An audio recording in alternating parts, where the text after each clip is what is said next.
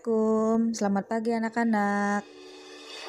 Gimana kabarnya hari ini? Semoga sehat-sehat ya, dan tetap semangat belajar daringnya. Untuk materi kali ini, saya akan membahas tugas 5 yang kemarin tentang pencatatan persamaan dasar akuntansi. Di sini Disimak kita akan ya. membahas tentang tugas yang kemarin, yang tugas 5, yaitu mencatat persamaan dasar akuntansi dari jasa travel milik Pak Beni. Di sini kita tulis nama perusahaannya Jasa Travel, persamaan dasar akuntansi, periode Juni 2015. Kemudian kita masukkan tanggal 1. Kita baca dulu transaksinya.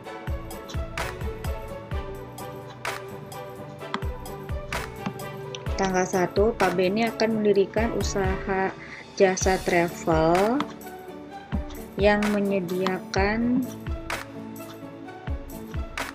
paket liburan serta penjualan tiket kereta api maupun pesawat. Sebagai modal awal, ia menyetorkan uang sejumlah 40 juta dan sebuah mobil senilai 120 juta. Jadi setoran modalnya itu berupa uang kas dan mobil. Mobil kita kategorikan nanti sebagai kendaraan. Kas, kemudian kendaraan. Kas masuknya aset, aktiva, kendaraan juga masuknya aset atau aktiva. Kasnya senilai berapa? Kasnya kita masukkan 40 juta. Kemudian kendaraan senilai 120 juta kita masukkan. Nah, di tanggal 1 ini ada analisisnya 3 akun ya. Karena dia menyetorkan modal, berarti tulis di ekuitas atau modal jumlah totalnya 40 juta ditambah 120 juta, jadi 160 juta. Nanti di keterangan ditulis setoran modal.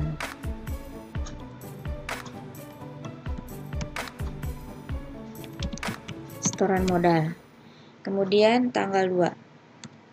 Tanggal 2 kita baca, dibeli peralatan kantor untuk 3 unit komputer dan 3 unit printer senilai 10 juta. Nah, di sini komputer dan printer dikategorikan sebagai peralatan oleh pemilik perusahaannya. Untuk uang 10 juta ini udah jelas ya, udah jelas dari kalimatnya total keseluruhan uang tersebut ya, dari 3 unit komputer dan 3 unit printer. Berarti jumlah semuanya 10 juta. Langsung saja kita masukkan.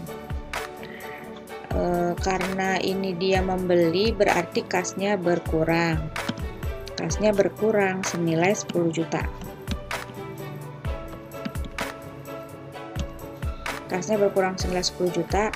Kemudian muncul akun peralatan. Muncul akun peralatan. Peralatan bertambah senilai 10 juta. Sudah, pada kasus ini analisisnya 2 akun ya. Kas berkurang, peralatan bertambah. Kemudian di tanggal 2 berikutnya kita baca, membeli perlengkapan kantor seperti kertas dan alat tulis sejumlah 4 juta. Muncul akun perlengkapan, berarti karena membeli berarti kasnya berkurang. Kasnya berkurang 4 juta minus 4 juta. Kemudian muncul akun perlengkapan. Ya, semua perlengkapan masuknya aktiva ya. Bertambah, perlengkapan bertambah 4 juta. Di tanggal 2 ini berarti analisisnya kas berkurang, perlengkapan bertambah 4 juta. Kemudian di tanggal 4.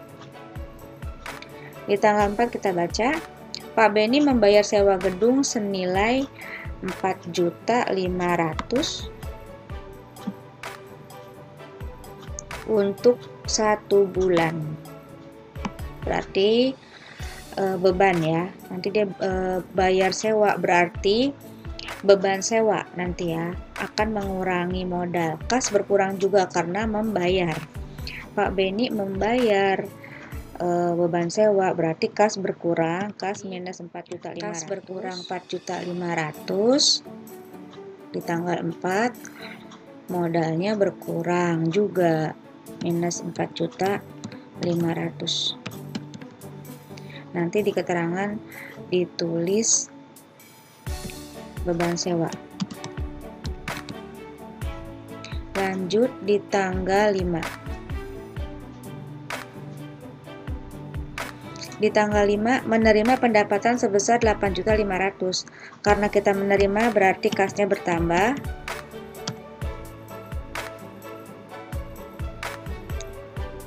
Karena kita menerima berarti kasnya bertambah ya. Bertambah 8.500.000. Kemudian ekuitas, modalnya juga bertambah 8.500.000. Karena kita menerima pendapatan. Di sini ditulis keterangannya pendapatan jasa. Pendapatan jasa. Kemudian di tanggal 7.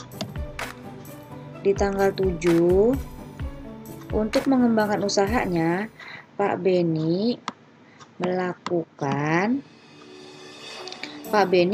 promosi dengan memasang iklan di beberapa media cetak senilai 5 juta untuk 5 kali penayangan. Berarti Pak Beni membayar biaya iklan 5 juta. Berarti kas berkurang. Kita membayar. Kas berkurang 5 juta dan ekuitas juga berkurang 5 juta. Modal berkurang 5 juta. Di keterangannya tulis sebagai beban iklan. Tulis beban iklan. Lanjut di tanggal 12. Di tanggal 12 Pak Beni meminjam uang sejumlah 10 juta.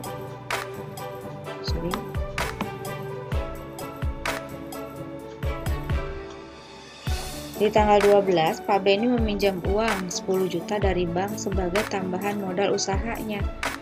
Berarti utang bank ya, minjam uang di bank berarti kas bertambah 10 juta karena dapat pinjaman dari bank. Kemudian utang bank juga bertambah. Masukkan di kolom utang bank 10 juta. Oke. Ya, jadi analisis tanggal 12, kas bertambah 10 juta, utang bank juga bertambah 10 juta. 2 akun.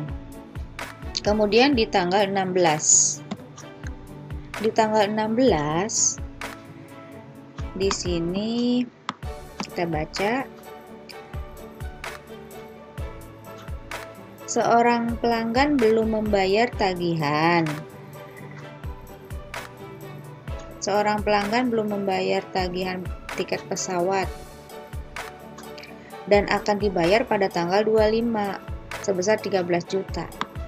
Nah, ini sudah menjadi pendapatan kita, cuma uangnya belum kita terima. Berarti bukan di kas ya, nanti ada akun muncul, akun piutang.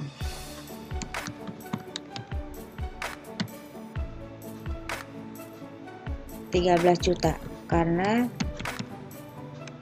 pendapatan kita belum kita terima. Namun di sisi ekuitas sudah kita masukkan, sudah kita anggap sebagai pendapatan jasa. Nanti di sini keterangannya tulis pendapatan jasa ya. Di ekuitas sudah ditambahkan modal bertambah 13 juta pendapatan jasa, namun uangnya belum kita terima, masih ada di piutang. Lanjut tanggal 23. Tanggal 23 diterima pendapatan sebesar 2.500.000. Karena kita menerima pendapatan berarti kas bertambah, modal juga bertambah 2.500.000.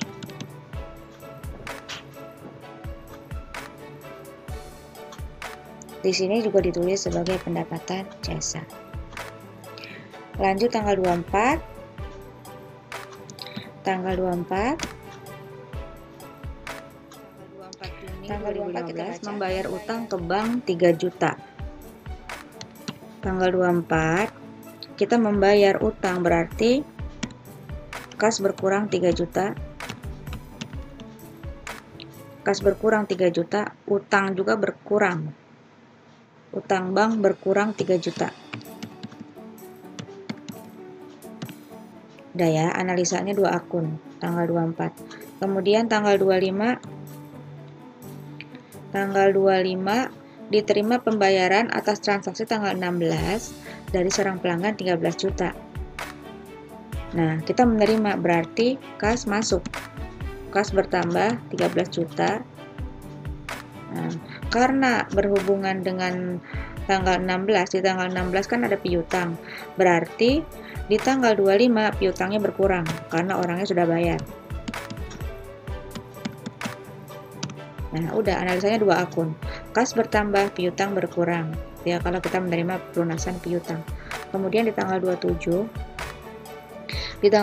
Pak Beni mengambil uang dari perusahaannya untuk keperluan pribadi 500.000. Berarti kas perusahaan berkurang 500.000 karena diambil oleh pemiliknya.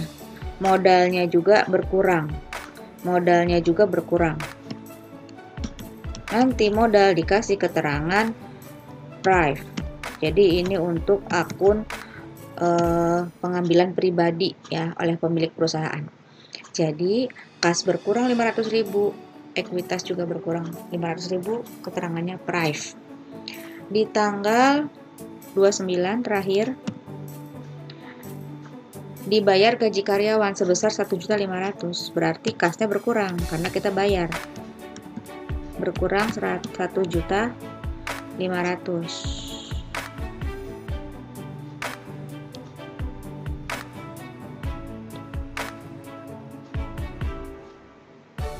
Kasnya berkurang 1.500.000. Ekuitas juga berkurang 1.500.000. Ya, modal berkurang karena kita bayar gaji karyawan. Kasih keterangan beban gaji.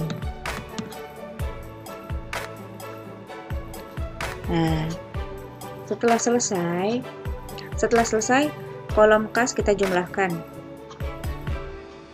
Kita jumlahkan semua, totalnya berapa? Totalnya 45.500.000. Kendaraan juga kita jumlahkan ya. Cuma 1 ya, turun. Peralatan juga. Peralatan cuma 1, 10 juta. Perlengkapan cuma 1, 4 juta, kita turunin. Kemudian piutang. Nah, piutang berapa? Totalnya 0 ya, karena sudah dibayar. Kemudian utang usaha tidak ada di sini ya. Kemudian utang bank kita jumlahkan, totalnya 7 juta ya. Kemudian modal atau ekuitas kita jumlahkan dari atas. Nah, sekarang seluruh kolom, karena persamaan dasar akuntansi, berarti antara kolom aktiva dengan pasiva harus sama, harus balance. Nah, kita semua kolom aktiva kita jumlahkan. Kita cek sama nggak nanti hasilnya. Ya. Kita jumlahkan kas ditambah kendaraan, ditambah peralatan, ditambah perlengkapan, ditambah piutang. Berapa hasilnya? Kemudian utang bank ditambah modal. Nah, sama ya hasilnya ya. Aktiva 179.500.000, pasiva juga 179.500.000. Nah, kalau sudah balance ya, harus balance. Kalau sudah balance seperti ini, berarti ini dikatakan sudah benar dalam pencatatan persamaan dasar akun. Cukup sekian. Wassalamualaikum warahmatullahi wabarakatuh.